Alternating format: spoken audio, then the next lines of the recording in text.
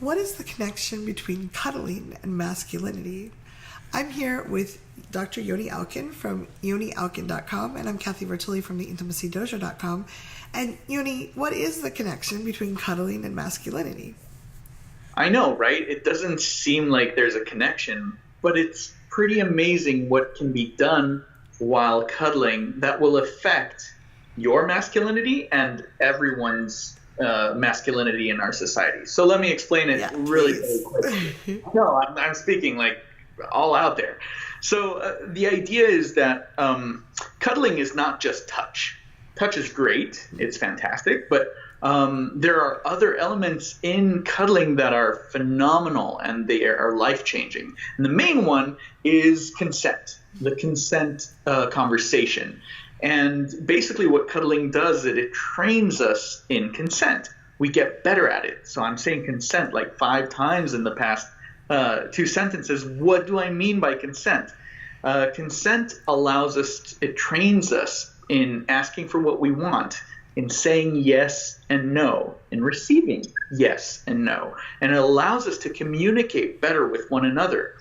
And if you're better at it, if you are open to hearing another person's yes or no, if you're able to ask your own questions and ask for what you really want, it opens up a completely different conversation. And you start noticing how the way masculinity is in our society right now, it's not really a way that we want to act in our lives. We want to build better communication and better connections. Yeah. Now, what that does is it basically it creates a new type of masculinity. I like to call it a gentle masculinity, because it creates, I'm going to say men in general, it creates men that are listening. I'm talking more of the heteronormative, gender normative community. Men who listen, who care about the other side, and take care of the other side, and not just, oh, how can I get sex? I noticed that because I run events here, and I'll see a lot of men have been taught they have to sneak by. They have to sneak and get, and that's not very adult. That's not very like, this is what I would like. Are you interested in participating with me and letting the other person really decide what's right for them, not forcing, not pushing. And the other thing I notice is like when I love that you do the cuddling, because a lot of people come and they think they can only get their needs met through sex. And so their tanks are low and they're hungry, so it's really hard not to want to sneak things or push things, because it's like, I need the thing, I need the touch, and I have to get it through sex. So if you come with your tanks full, it's much easier to step into that, what would interest you to do together. Right. And basically our society equates touch to sex. So we can't really talk about touch without thinking about sex. I'm going to be touching someone, therefore I must be aroused and I must aim for sex. No, you don't. And that's the beauty of intentional cuddling, is that you don't have to take it towards that sexual goal.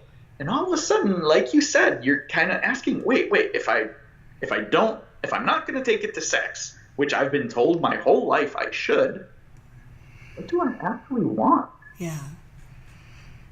That's a huge question. Well, so many people are basically brainwashed into, I should do what I see on TV or in porn. It should look like that, and then I'm a real man or a real woman. And as opposed to, what would feel good to my body right now?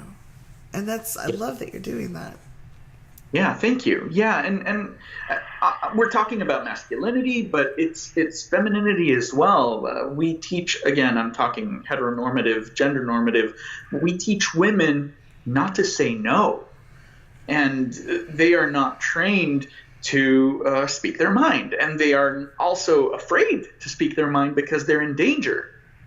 All of a sudden, we are training men to become more aware and to accept a no in a graceful and kind way, and it opens up the world for women to feel safer. Yeah, I think is so important in our society today. So if I'm with a man that can just be okay with the touch, just warm, gentle, caring touch, my body relaxes. I don't feel like there's an agenda.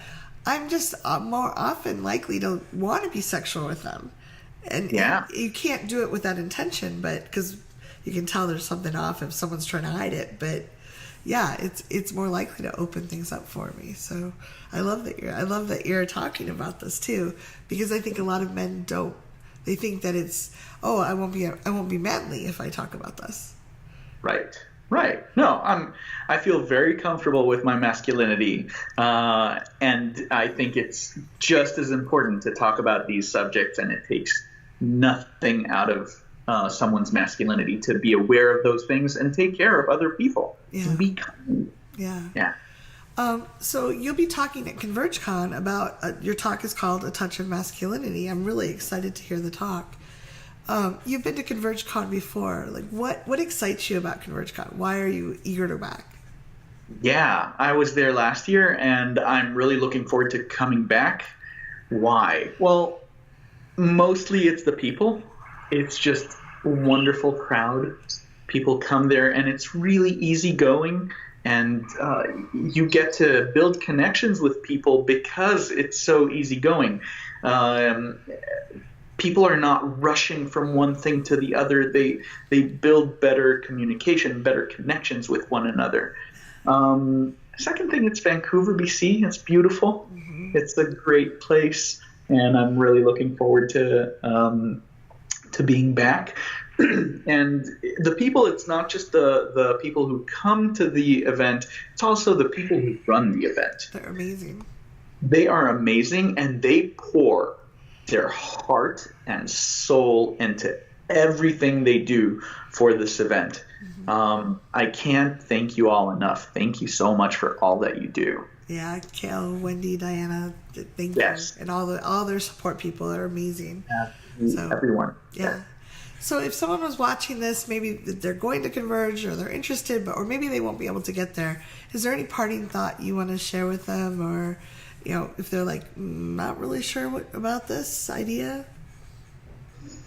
Wow, that's really difficult. I recently gave a TED talk exactly about this, and I was thinking, how am I going to condense a full hour into 10 minutes? And now you're saying, can you condense those 10 minutes into one sentence? If I had one thing that I want to share with men about this subject, if there's one word that I want you to keep in your mind or remind yourself, it's safety. I want you to think about other people's safety and how they might feel safe or unsafe. Mm-hmm. Because there are ways that you're not even aware that you're making other people feel unsafe. You're not even aware of it. Mm-hmm. And the more that you learn about it, the more you talk about it with other women and learn about their lives and their everyday life and what they experience, you will learn more and more things that men do to women, and that it would be good for you to stop doing, even without even meaning it, without even knowing it. Yeah. No, it's true. A lot of it is unintentional and well-meaning, but when we get aware of the other people's perspectives, it's like, wow, that could be really scary. So thank you so much for what you do, and I really appreciate you joining us for this. If you're watching, you have questions or comments, please leave them below. I'll try to get them answered by Yoni, and Yoni, we'll talk to you soon. Yes, thank you, Kathy, for your time. Thank you. Pleasure. Bye, everyone.